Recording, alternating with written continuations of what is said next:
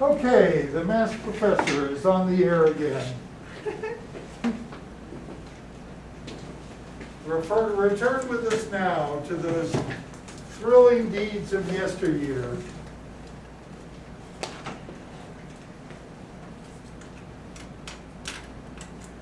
All right. Oh. All right, it's so much easier to speak when I can take the mask off.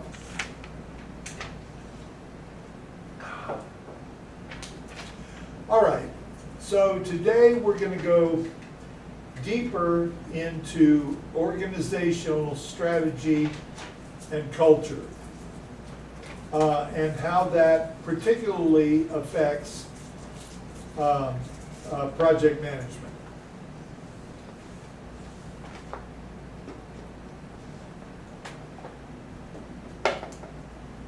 And why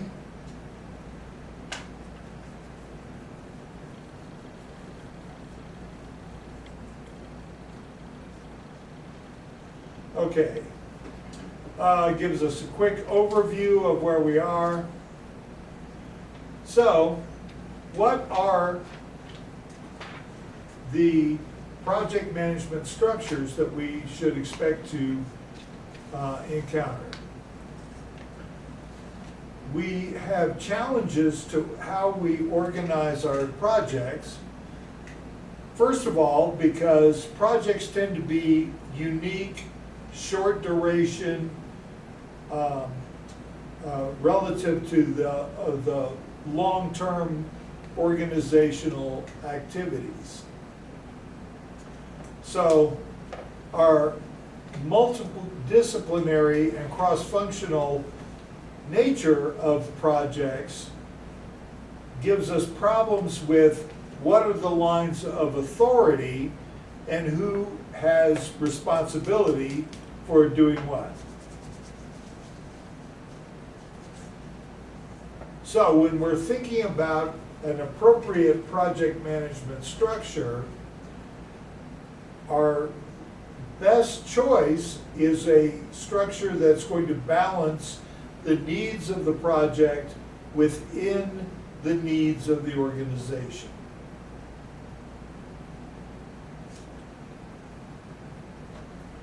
All right.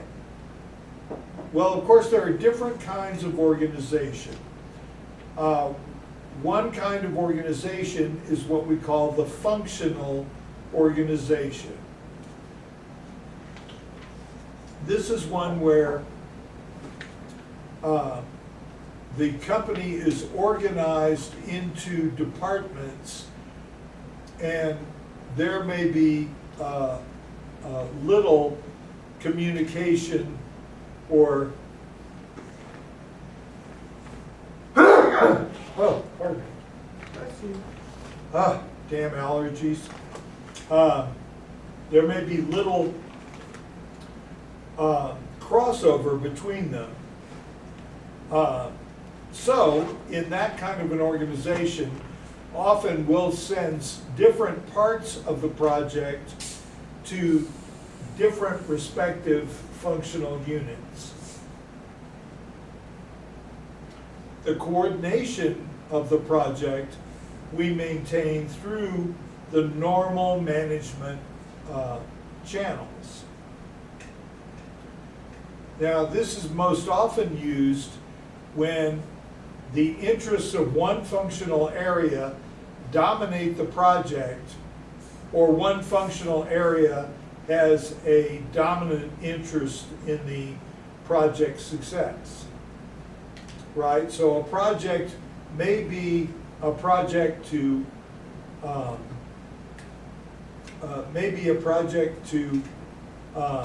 increase sales, right? So it's mostly in the marketing department, but we have someone from engineering, someone from administration working with the project part-time. Here's an org chart or an organization chart of a functional organization, right? So you'll notice that the organization is divided into 4 major functional areas: marketing, engineering, manufacturing, and procurement. Right? Aside from human resources and finance and administration, every function is subordinate to one of those 4 main functions. And a lot of companies operate exactly like this.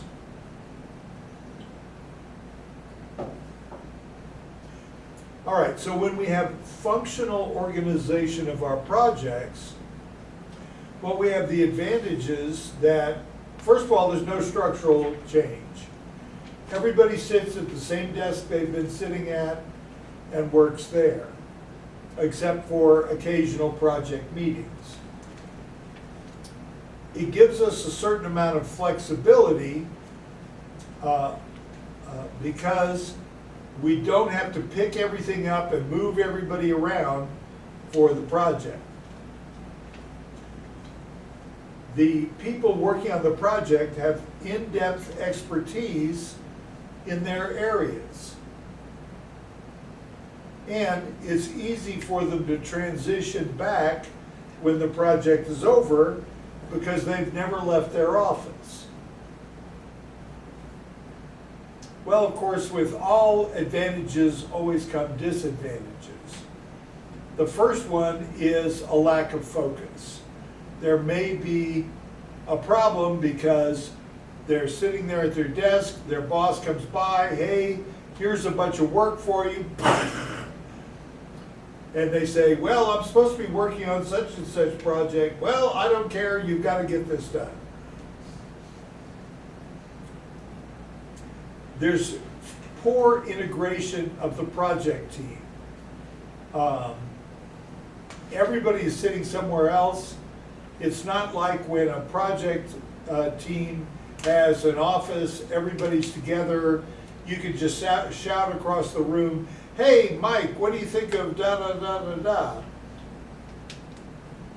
Tends to be a slow way to do a project, and the people that are on the project may feel a lack of ownership of the project itself. So these are obviously disadvantages. All right, well, another way to organize projects, my personal favorite, is to have dedicated teams for projects. So those teams operate as a whole separate unit, and they're under the management of a full-time project manager. So in a projectized organization, where projects are the dominant form of business, the functional departments provide support for the project teams. Okay, so you remember I was talking about construction companies, right? Those are essentially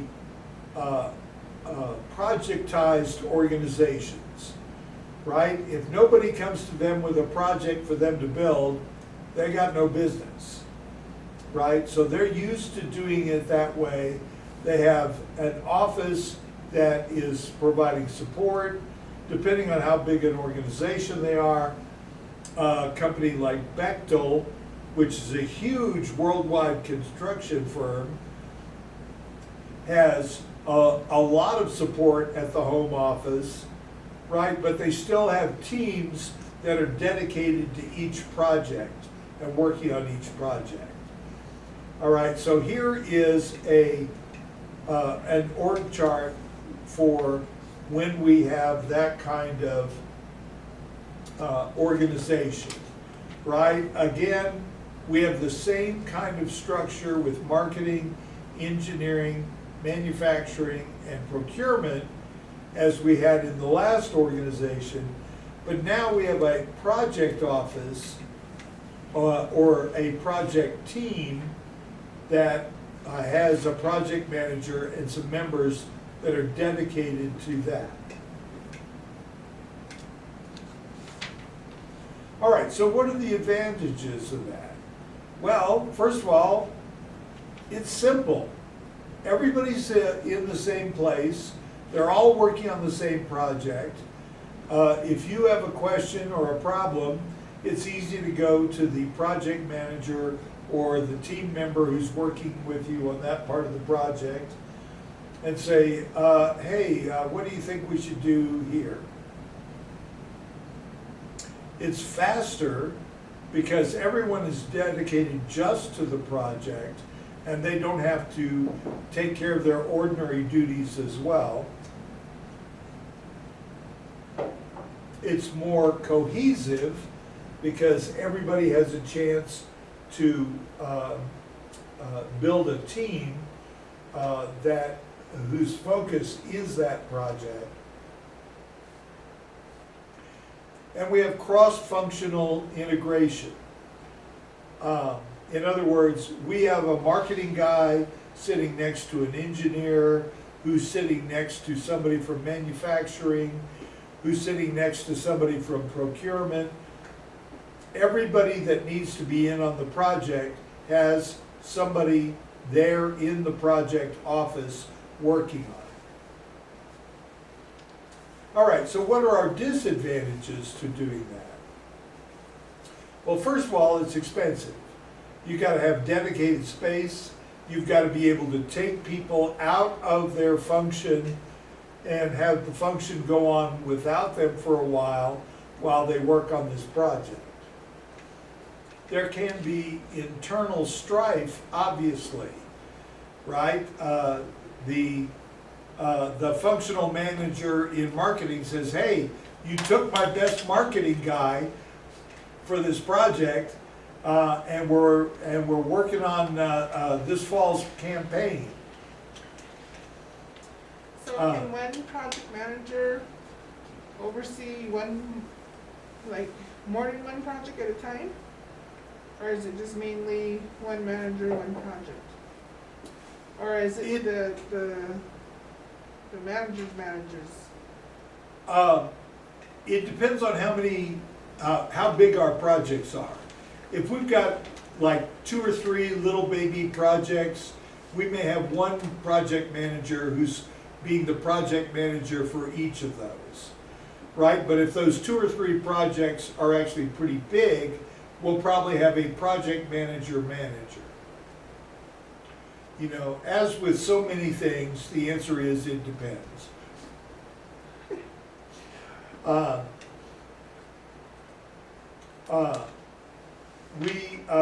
Another disadvantage is we may have limited technological expertise. Who gets to assign the people to the project? Is it the functional manager of each function who may give you the person that he likes the least and is the least useful? Or can the project manager go in and say, oh, I want that guy? And sometimes there's a difficult post-project transition. The people who work in each project member's office may be jealous. Hey, you got to work on this project and I didn't.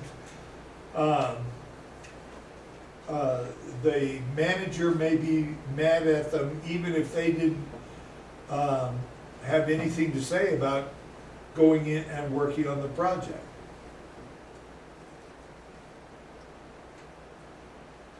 Now this is more of the projectized organizational structure, right? So we've got central engineering systems president, we've got marketing, finance and administration, human resources, legal, but everything else is organized by project. So here's the Alpha project that we've got some people working on. Here's the Beta project, they've got even more people working on that, and so on.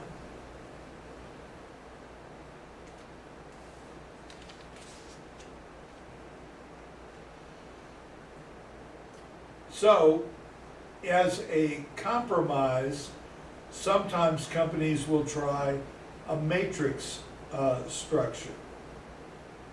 This gives us kind of a hybrid organizational structure which works within the normal functional structure. In that, we're going to have two chains of command.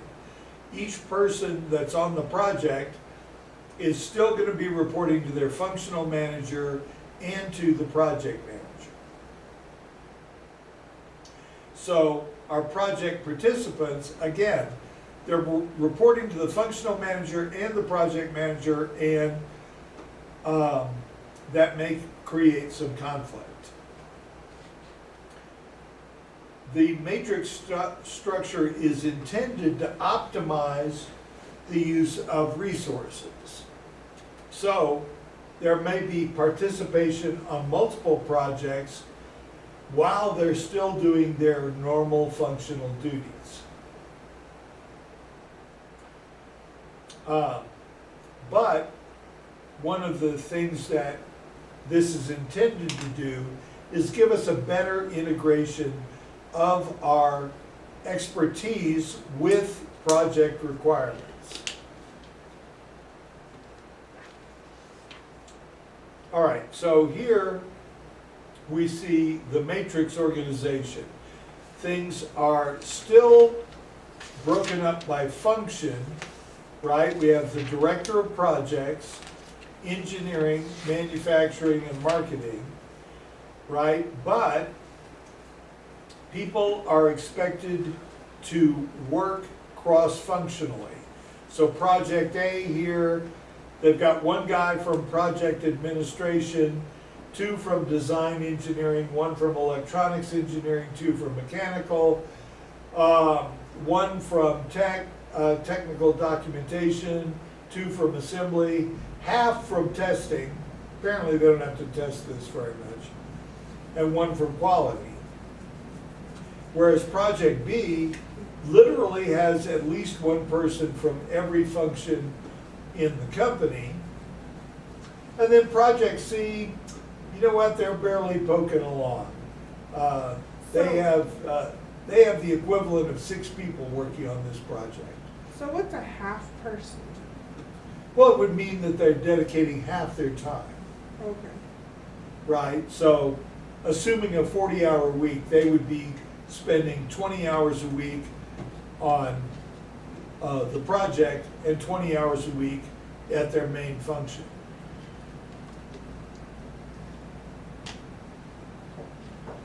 All right, so of course that means we've got a division of management responsibilities in this kind of matrix structure. So the project manager is going to ask what has to be done. The functional manager is going to ask how will it be done. So the negotiated issue there is who will do the task. The project manager asks when should the task be done, and the negotiated issue is where will the task be done. Can it be done in the functional manager's area, or have we got a special place for it? The project manager has to ask how much money have we got to do the task. In other words, what is my budget? The functional manager is going to ask, will the project impact my normal functional activities? Right? So our negotiated issue is, why will the task be done?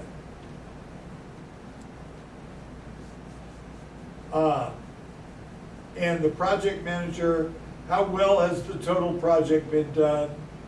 Is the task satisfactorily been completed? And the functional manager asks, how well has our functional input been integrated?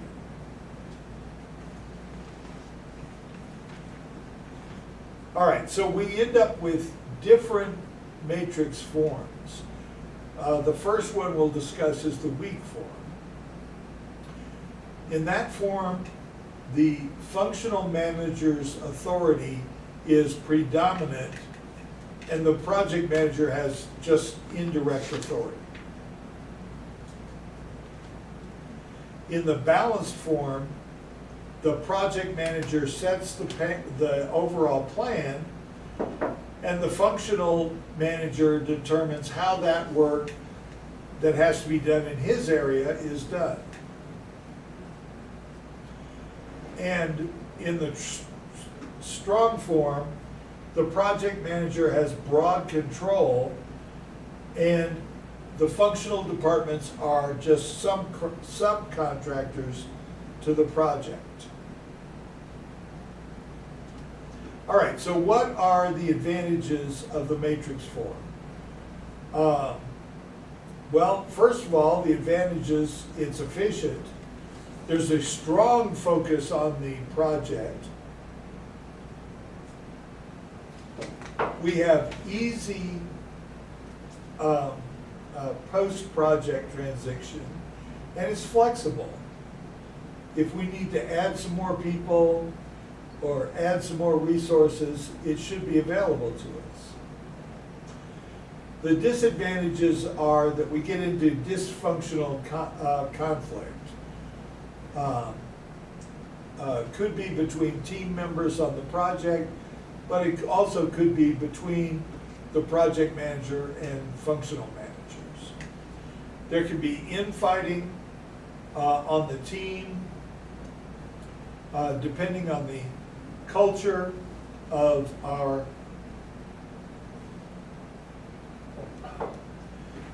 depending on the culture of our company, right? There may be strong conflicts between different functions. Can be stressful. People owe allegiance to two different managers, and that's always a stressful situation. And it can be slow. Again, the same problem as the functional method of doing projects. So what is the right project management structure? Well, I personally prefer the dedicated project teams, but not everybody is down with it. So we have to think in terms of what is the form of our organization and consider that. So how important is this project to the organization's success? What percentage of our core work in this organization involves doing projects? And what level of resources, both human and space, equipment, etc., are available?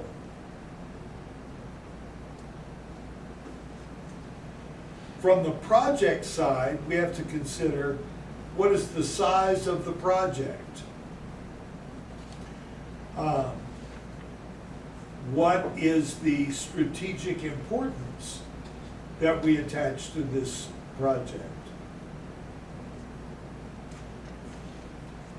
How much novelty and need for innovation go into this project? How much integration are we going to have to do? In other words, how many different departments are going to be involved? What is our environmental complexity? Or in other words, the external interfaces. So, do we have to contract out work? Are we going to be renting some facilities for this? Do we have an external customer who is going to be butting in a lot? Budget and time constraints are always hugely important for a project. In fact, those are the two things that a project is measured on, along with the success of the project. did we accomplish what we started to do? And what is the stability of the resource requirements? Do we have a lot of resources that we're going to be able to devote to this project? Is it going to be competing with other projects to use resources?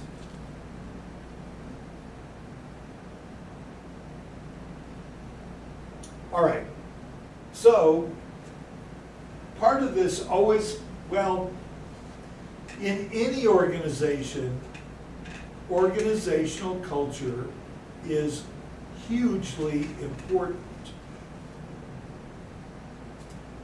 Who we are, how we do business, how people feel about working at our organization are all things that we have to take into account on projects. So a culture is a system of shared norms, beliefs, values, and assumptions which bind people together and therefore thereby create shared meanings. In other words, every organization creates its own mores. Mores is a fancy word. It comes from the same word as morals. But mores are ways of behaving within a group.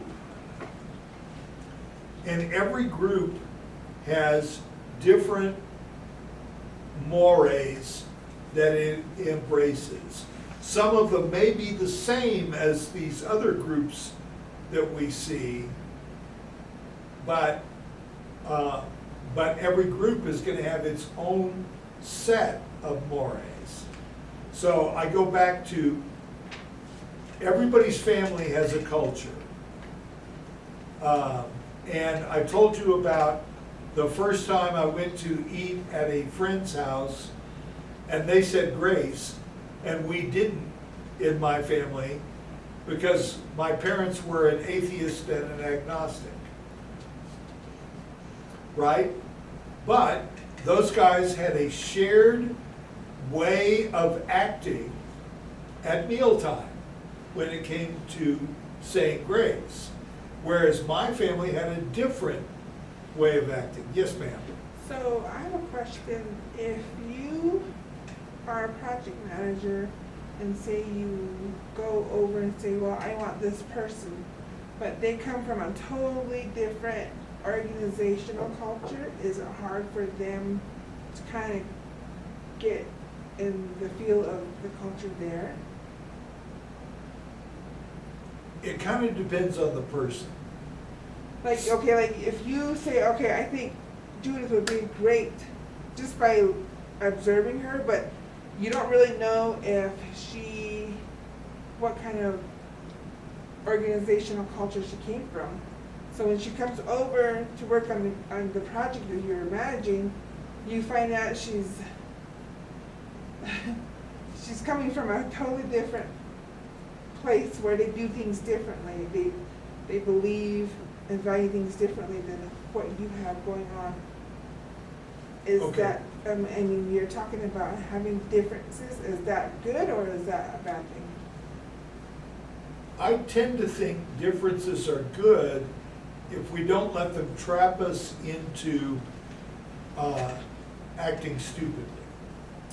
Let's say that you are the project manager, me, Cheryl, and you run things really loosely. You give everyone a lot of freedom to do their work. You're not too worried about really controlling.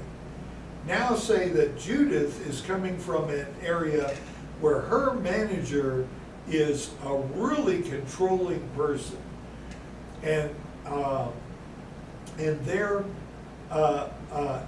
he's constantly looking over your shoulder and telling you, no, do this, do that, and you're kind of like, hey, I don't even have room to work my computer here. right? She'll probably adapt pretty easily to your looser culture. On the other hand, somebody that goes from your loose project management culture and goes to work for her boss may have a whole lot of trouble adjusting.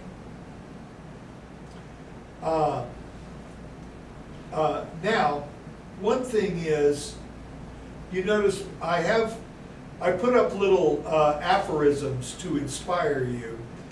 And the one by Beverly Jenkins here, I was looking at earlier. One thing that I always tell my students, my subordinates when I'm doing business in industry, leave your ego out. Usually when there are big clashes, it's because somebody is getting their feelings hurt over something that really, if you stopped and thought about it a minute, nobody cares. So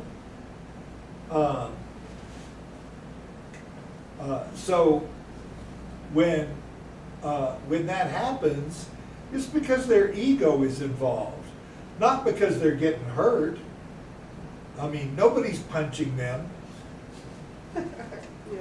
Yeah.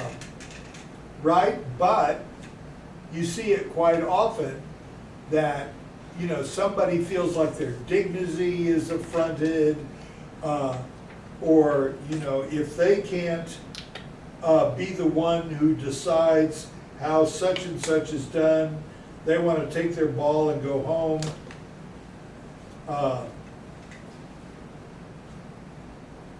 And, you know, I just always say, look, leave your ego out of it. If you've got a boss that's really mean and you don't like them, put up for it while you're getting another job. But don't get in the trap of being angry and talking back. You know, people get to be a certain way because of the influence of everything that has happened in their life. You know, we need to have a little kindness and compassion. Now, I hope I answered your question. Yes. Oh, thank God. All right, so our culture of our organization defines our organization's personality. And very often you'll see the same type of people end up working in an organization because the culture suits their personality and their personalities fit the culture.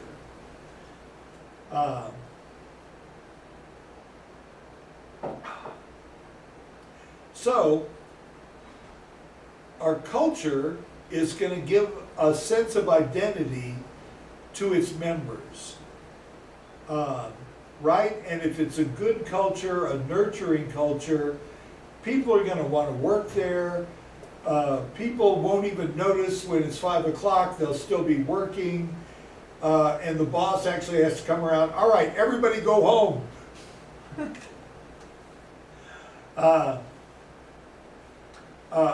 As opposed to the cultures of some companies where I've worked, where it's like the instant it's 5 o'clock, everybody is out of there.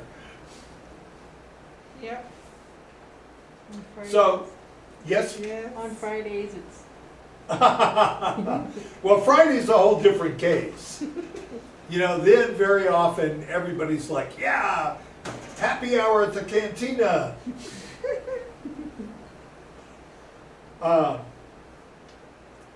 It helps to, they say, legitimize the management system of the organization.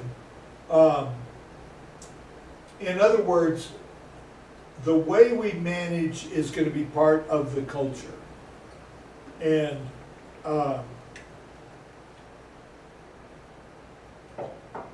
And in some companies, everything is pretty laid back. You know, people aren't too worried. Oh, we had a problem. Well, think of two different companies. We had a problem. One company, they'll be, oh my God, oh my God. And at another company, they'll be, okay, well, what can we do to fix this? What can we do to make this go back to a situation where we're working? Right? The culture helps us, because we have those mores, that clarifies and reinforces our standards of behavior. Right? You know what you can do and what you can't do at the company. Right? So I usually get in trouble at companies because they think they're a very serious group and I kid around a lot. Right? And then it's like, oh, Mr. Whiting, you're not taking this seriously enough. Okay, whatever, man. Right? But what they don't realize a lot of times is humor itself is a very useful tool in learning and problem solving. When you laugh, the two hemispheres of your brain, electricity runs all over them, and it synchronizes the hemispheres of your brain, and you're smarter for a little while. Cool. I learned something today. Well, I hope that's not the only thing.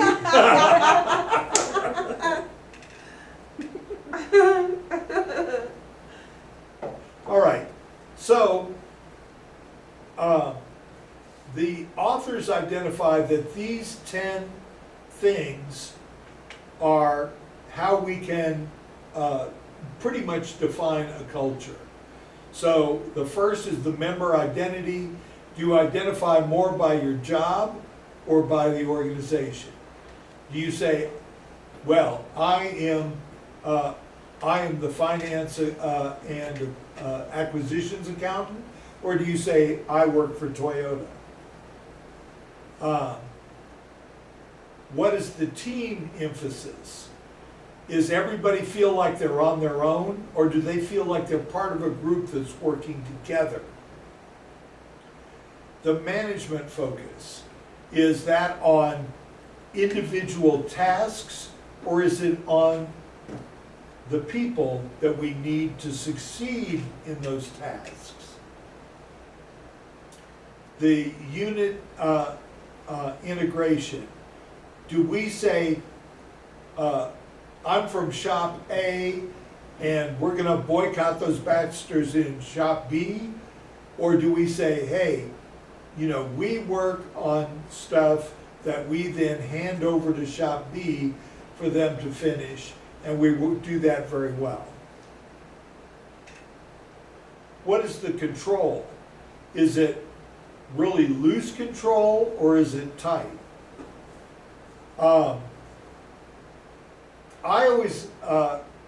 I tend to advocate for loose control.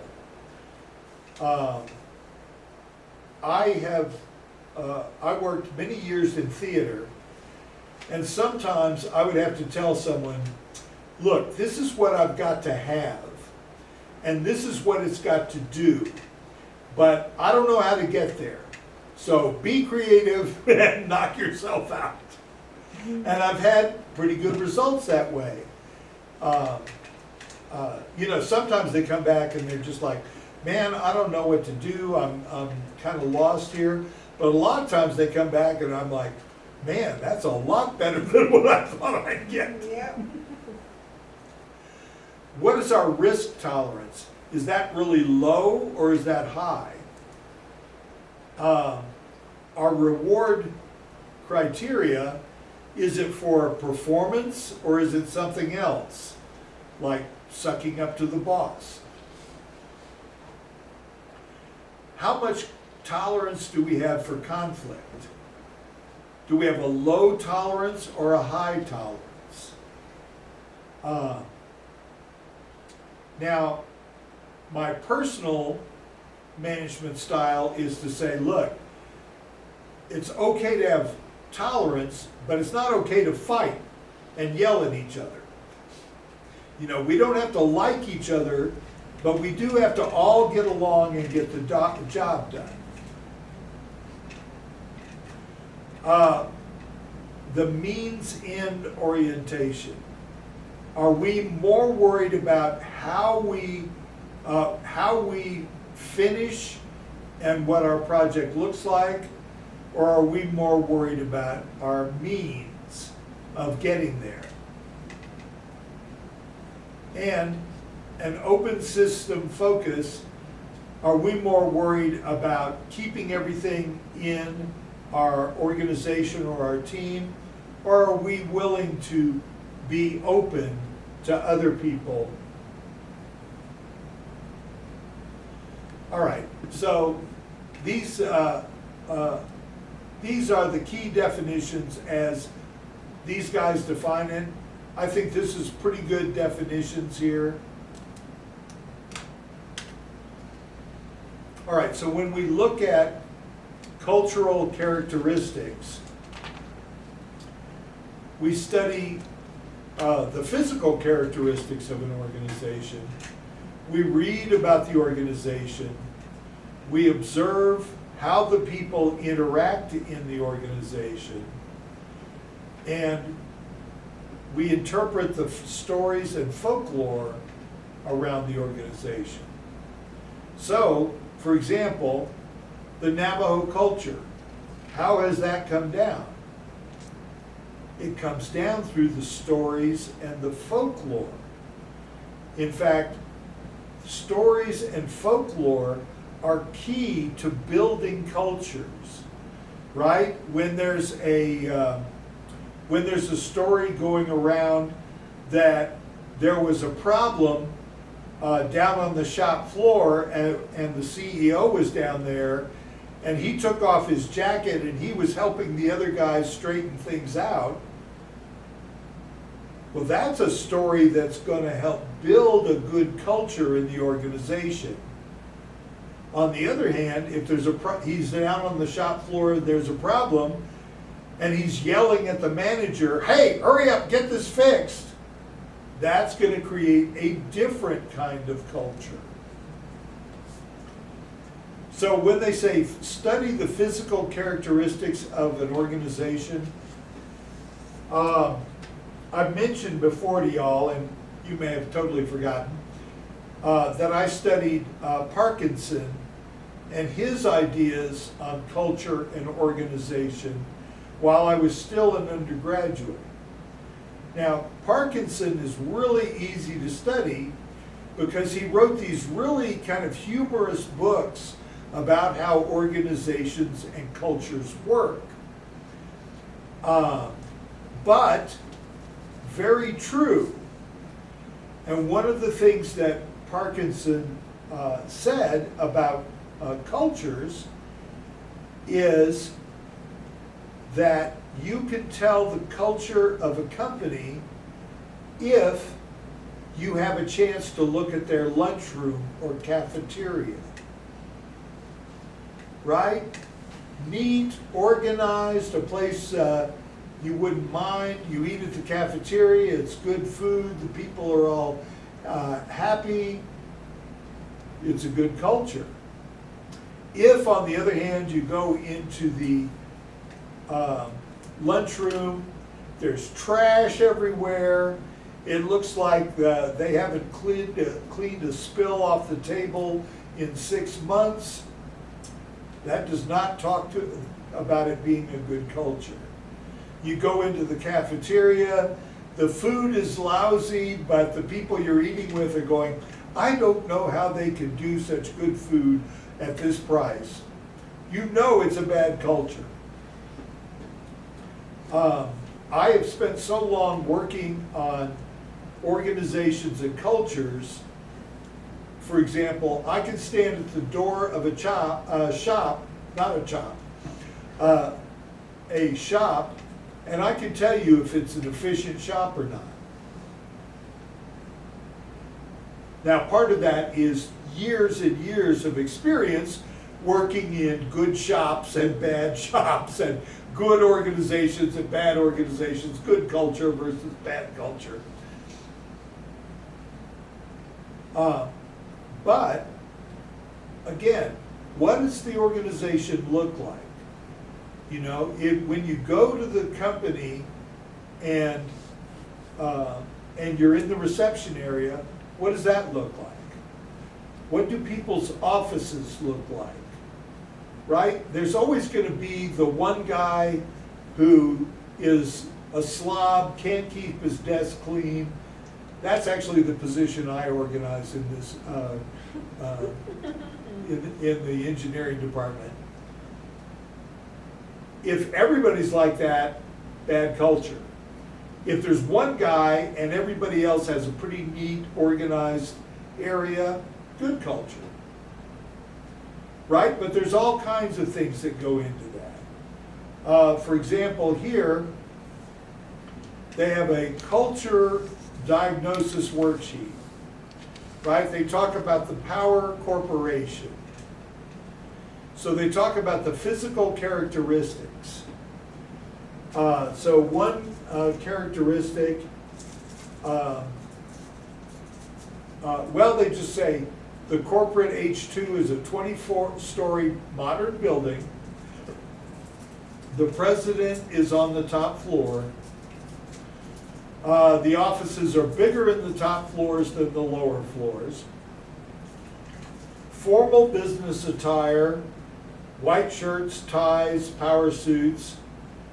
Power seems to increase the higher you go up. All right, so this is a very usual setup in a lot of businesses, right? Even on a smaller scale, they have a 2-story building and the president's on the 2nd story with the vice president, kind of thing, you know? We look at the public documents. They say, at the heart of the Power Corporation way is our vision, to be the global energy company most admired for its people, partnership, and performance. Integrity. We are honest with ourselves and others. We meet the highest ethical standards in all business dealings. We do what we say we will do. Well, first of all, that's way too long for a vision statement. A mission statement, a vision statement, they need to be extremely short and snappy. Because if the people can't remember what the mission statement is, how will they ever carry it out? In fact, I worked as a consultant at one company where their mission statement was so long, it wasn't on the wall in the office, it was on a 20-foot tall wall in the shop.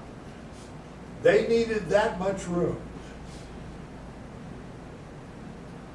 And of course, when you have a mission statement that big, it's worthless. No one can remember it. No one's even sure what's in it. It just becomes a blur.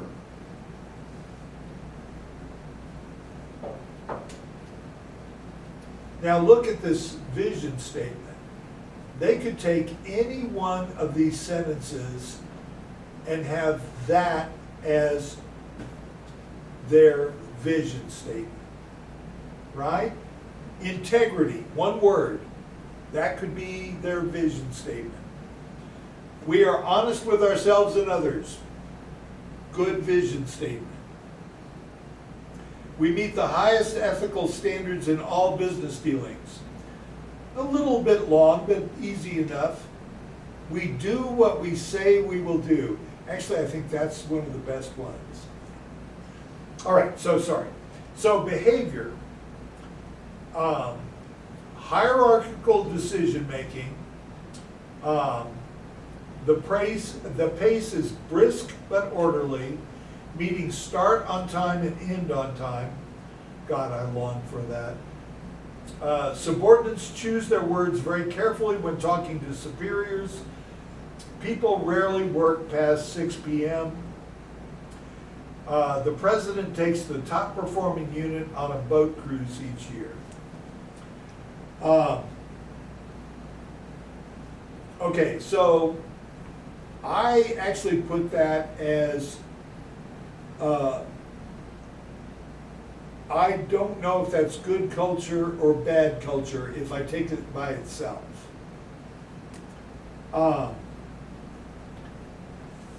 There are some things I like. Meetings start on time and end on time. Industrial engineers are obsessed by time. So I like that part. People rarely work past 6 p.m. Well, that could be good or bad. It could be that they only work past 5 if they absolutely have to get something done because they want to get out of there. Or it could be that the culture is that your boss kind of comes around and gently reminds you, you know what, all this work is going to be here tomorrow, man. Go ahead and take off, say hi to the wife and kids for me. President taking the top performing unit on a boat cruise though, that's a pretty good one. Kind of like an incentive, a little bit. Well, exactly. Look, when you see how the managers treat their subordinates, you know what you need to know about those managers, right? It's the same way as if you know a guy and when he talks to his wife, he's very insulting and dismissive and mean to her. Well, what are you going to think of that guy? Probably not much. But on the other hand, a guy who treats his wife well, who speaks lovingly to her, who, considers her opinion, right? So yeah, taking the top performing unit on a boat cruise, that's the thing in here that makes me think that they're trying to portray a good culture. All right, so our folklore, not folklore, folklore. A young project manager was fired after going over his boss's head to ask for additional funds. Okay, well, that could be a sign of a good company where they enforce the hierarchical relationships, or it could be the sign of a bad company where, you know what, you brought up a problem, you're out of here. But Stephanie C. considered a hero for taking complete responsibility for her technical error. That's an indication of a good culture. If you can speak up and say, I made a mistake, I created this problem, and you're congratulated for that, that's the sign of a great culture. Jack S. was labeled a traitor for joining the chief competitor after working for PowerCore for 15 years.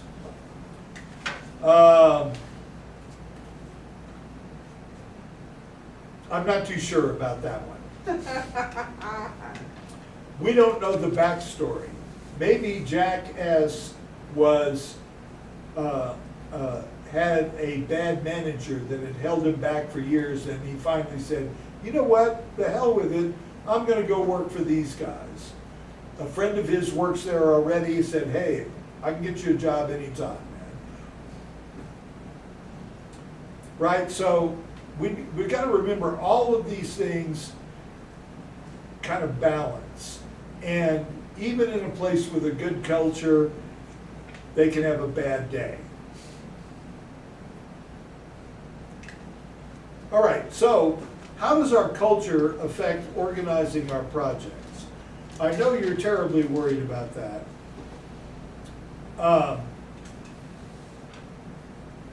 When we have to navigate our organizational culture, well, first of all, we're going to have to interact with the culture of our company and the subcultures within the company, right? Because it's not just we have one massive culture that covers the whole organization.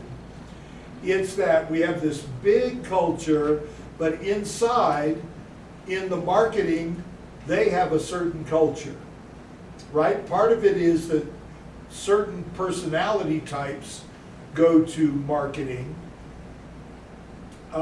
that are going to be different than engineering or manufacturing or procurement, right? The finance and administration guys, they'll have their own little culture. The engineers will have their own culture, and possibly one that nobody else understands, and so on. In the same way that your immediate family has a culture that's different from the culture of your larger family, right? You might be all right, you might be a Sam, and your little family, your mother, father, brothers, sisters, or your husband and your children and you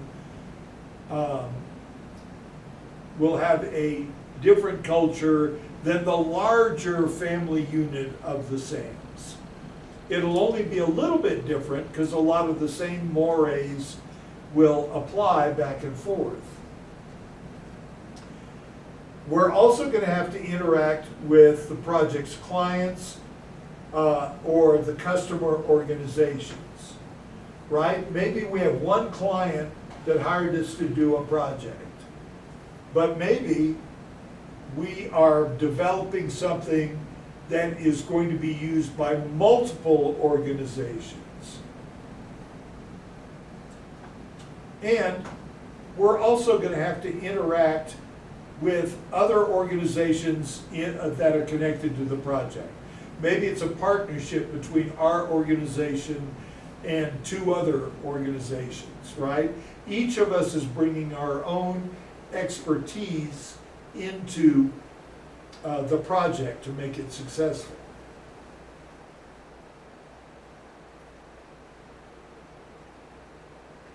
All right, so the cultural dimensions for organizations that are more supportive of project management, the member identity tends to be more towards the organization. The team emphasis is on the group, not the individual. We at least lean towards a people-focused type of culture. And our unit integration tends to be interdependent. The control is more on the loose side. Our risk tolerance tends to be high. And rewards follow performance, not some arbitrary thing that has been set. Conflict tolerance is high. And there's an extent to which conflict is good. If somebody is able to say, you know what, I don't agree with that, I think we should do da da da da da, and we kind of wrestle in prayer until we find the best answer, well, that's got to be a plus for the organization. Whereas if nobody is allowed to speak up, the boss says, well, we're going to do it this way, everybody goes, oh, yes, boss, that's the best idea yet. Well, if he's got the right way, we're going to do well. If he's really got a terrible idea, we may have a problem. The means and ends orientation tends to be balanced. And our system focus is more external. When the focus is more internal, that tends to be a very tough one. Then you start to get managers that are building an empire rather than worrying about how the organization as a whole is doing. People keep secrets, and some pieces of information you can't get, or cooperation you can't get, because they're taking their ball and going home, so to speak. Okay, and they give us a list of key terms here, which if we were to pronounce it, it would be bidmaps. Oh, I mean, if just the first letters, Yeah. not the whole thing. Okay, are there any other questions? I'm going to take that for no questions, and since we are so close to finishing class, we will just go ahead and call it a day. Please have a safe and happy weekend. Don't do anything I wouldn't do. No, wait a minute, maybe I should make it more tight than that. Don't do anything your mother wouldn't want you to do. Depending on our culture and what's acceptable and what's not. Okay, and I see there's a chat. I think Tylen hung up, and so now we'll never know. Oh, I emailed you my homework 1 and quiz 2 today. And yes, I got those. All right, well, thank you so much, ladies. It's been exciting for me. Oh, thank you so much. I hope it's been exciting for you. Always.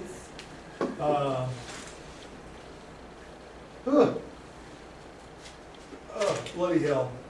And now. Okay, I have a question. When is homework due? You posted it yesterday. Yeah. Right, so it won't be due until next Wednesday. Okay. Homework is always due a week after it's So do we assigned. just come over here and drop it off with you? You can, but you can also send it to me by email. In fact, I am starting to think that maybe I should ask everyone to email me their homework, and I will scan it after I've graded it and send the feedback back that way. That way, we have less chance of passing COVID around amongst us. Oh, yeah, that's true. Okay. All right, thank you so much.